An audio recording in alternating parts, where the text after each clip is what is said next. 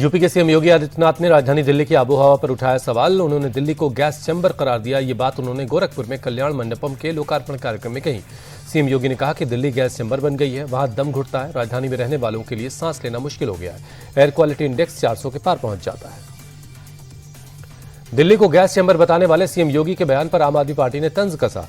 आप सांसद संजय सिंह ने सोशल मीडिया एक्स पर योगी का वीडियो शेयर करके कहा कि शायद योगी जी भूल गए कि दिल्ली में बीजेपी की ही सरकार है। संजय ने आगे कहा कि शायद सीएम योगी ने जानबूझकर मोदी और रेखा गुप्ता को एक्सपोज करने के लिए बयान दिया हो। दिल्ली में हालात बहुत खराब है। डॉक्टरों को कहना पड़ता है कि घर से बाहर मत निकलिए।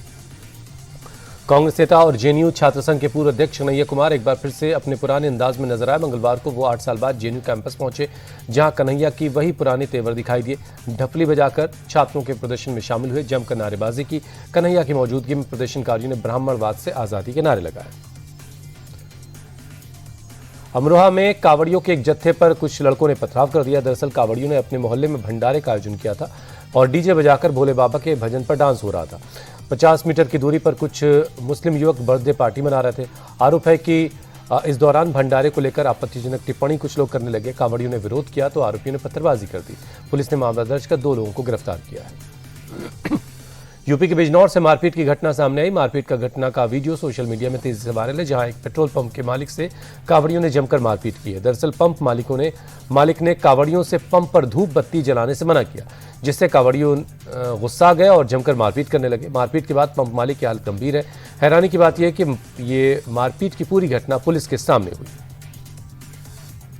यूपी के मथुरा में बारातियों की स्टंटबाजी का मामला सामने आने के बाद पुलिस एक्शन में आई है। शादी समारोह में लग्जरी गाड़ियों से हूटर बजाते हुए गांव में दहशत फैलाई गई। बताया जा रहा है कि इस दौरान अवैध हथियारों का भी प्रदर्शन हुआ, फायरिंग की गई, साथ ही तेज आवाज में डीजे बजाया गया। कुछ लोग गाड़ियों के रूफ टॉप और छत पर बैठे नजर आए। पुलिस ने इस मामले में 3 गाड़ियों को जब्त कर लिया और 8 गाड़ियों की तलाश की जा रही है।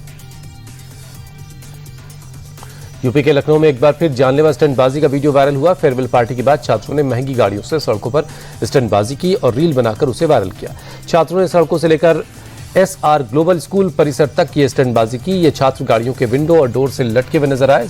रूफ टॉप से निकल कर भी वीडियो बनाया गया। वीडियो सोशल मीडिया पर वायरल होने के बाद पुलिस छात्रों की पहचान करने में लगी है। नोएडा के सेक्टर 63 में बीती रात हुए एक सड़क हादसे में 2 कारों को बुरी तरह से नुकसान हुआ। बताया जा रहा है कि तेज रफ्तार एक कार बेकाबू हो गई और उसने दूसरी कार को टक्कर मार दी, जिसकी वजह से यह हादसा हुआ। गनीमत यह रही कि हादसे में किसी को गंभीर चोट नहीं आई। फिलहाल पुलिस मामले की जांच कर रही है। यूपी के सहारनपुर में एक युवक पर हमले का सीसीटीवी वीडियो सामने आया। रेलवे यार्ड में इलेक्ट्रीशियन के पद पर तैनात एक युवक पर 3 नकाबपोश लोगों ने अचानक हमला कर दिया। उस वक्त पीड़ित युवक गौरव रोज की तरह अपने काम पर जा रहा था। इसी दौरान रास्ते में पहले से 3 बदमाश घात लगाए बैठे थे। हमलावरों ने अपने चेहरे ढके रखे थे। वारदात को अंजाम देने के बाद वो मौके से फरार हो गए। पुलिस सीसीटीवी के आधार पर हमलावरों की तलाश कर रही है। यूपी के बुलंदशहर में खाद्य सुरक्षा विभाग की छापेमारी में बड़ा खुलासा हुआ। सेल की आड़ में धड़ल्ले से एक्सपायरी डेट का आटा बेचा जा रहा था। विभाग ने छापा मारकर 3.5 क्विंटल एक्सपायरी डेट का आटा जब्त कर उसे मौके पर ही नष्ट किया, जबकि दूसरे सामानों के सैंपल लेकर जांच के लिए लैब भेजा गया। दरअसल कपड़ों की सेल के नाम पर यहां मल्टी ब्रांड आटा, मक्के का आटा, बेसन के लड्डू, खाद्य तेल और दूसरी किराना के सामान बेचे जा रहे थे, जिसमें 90% से ज्यादा खाद्य सामग्री एक्सपायर हो चुकी थी। दिल्ली पुलिस और लॉरेंस बिश्नोई गैंग के 3 शूटर के बीच मुठभेड़ हुई। बवाना मुल्क नहर के पास आउटर नॉर्थ डिस्ट्रिक्ट बवाना थाने की टीम ने मुठभेड़ के बाद 3 शूटर्स को गिरफ्तार कर लिया। इन वांटेड बदमाशों ने 3 दिन पहले बवाना इलाके में एक कारोबारी को दौड़ा कर गोलियां मारकर उसकी हत्या कर दी थी, जिसकी जिम्मेदारी सोशल मीडिया पर पोस्ट डालकर लॉरेंस गैंग के रणदीप मलिक और अनिल पंडित ने ली थी। मुठभेड़ के दौरान एक बदमाश के पैर में गोली लगी। दोनों तरफ से 4 राउंड फायर हुआ।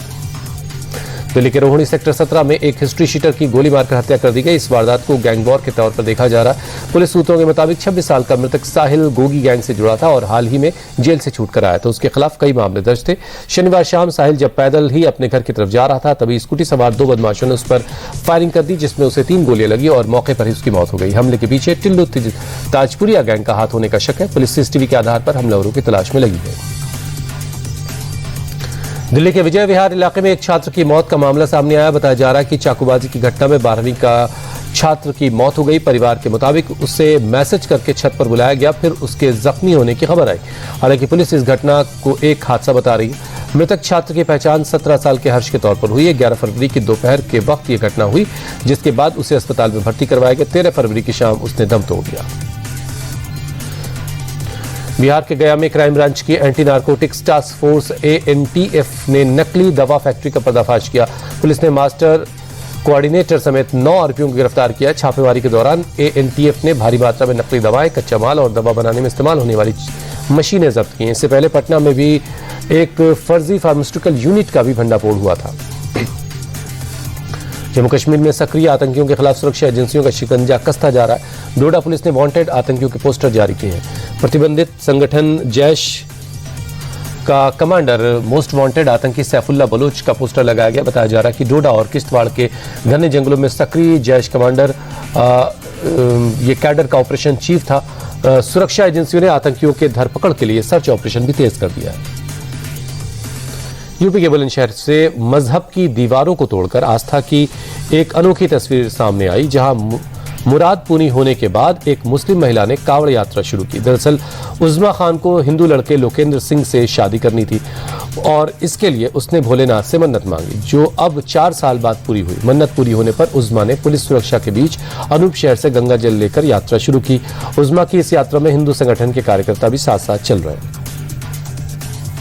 सड़क हादसों के पीड़ितों को आपातकालीन चिकित्सा उपलब्ध करवाने के उद्देश्य से केंद्र सरकार ने पीएम राहत योजना शुरू की है।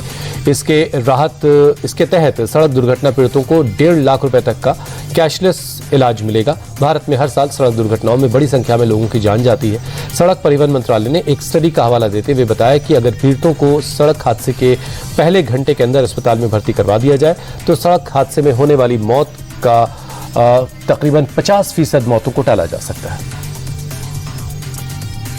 भारत पाकिस्तान मैच में बारिश खलल डाल सकती है। श्रीलंका के मौसम विभाग के मुताबिक कोलंबो में आज पूरे दिन बारिश होने के आसार हैं। मुकाबला शुरू होने से पहले 5 घंटों में बारिश की संभावना 40 से 48% के बीच जताई गई। वहीं शाम 7 बजे जब मुकाबला शुरू होगा उस वक्त बारिश की संभावना बढ़कर 57% तक हो सकती है।